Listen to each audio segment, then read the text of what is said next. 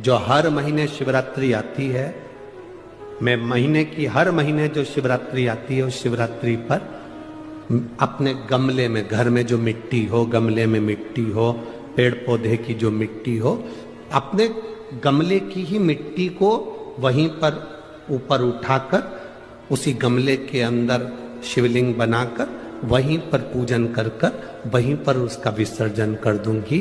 उसका भी जो पुण्य है उतना ही मिलेगा जितना पार्थिव शिवलिंग के पूजन का। कोई नियम बना लो कि 1 महीने में एक बार मुझे पार्थिव बनाना। कोई नियम बना लो मैं 3 महीने में एक बार पार्थिव बनाऊंगी। कोई नियम बनाओ कि मैं 6 महीने में एक बार पार्थिव बनाऊंगी।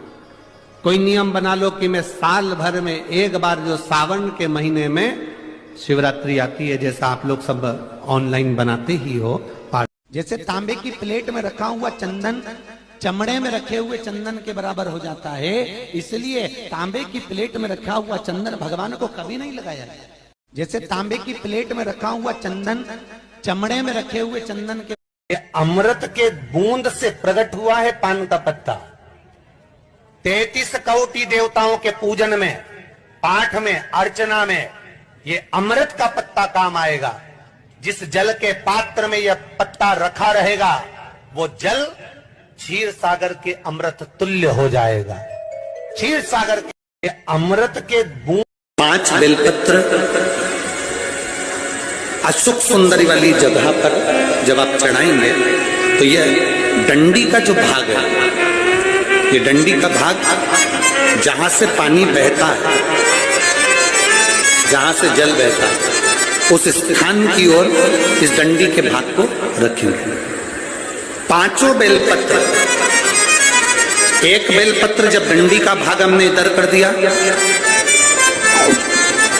थोड़ा समझ लें अच्छे से, जैसे ये जलाधारी समझ लो।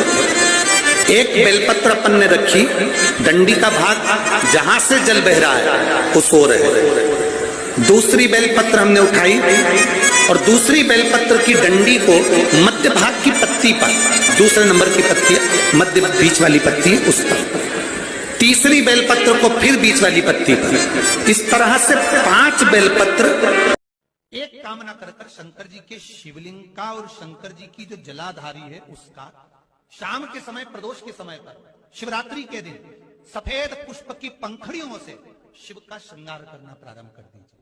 जिस मंदिर में कोई नहीं जाए उस मंदिर में जाकर आप शिव का श्रृंगार करिए, श्रृंगार करो।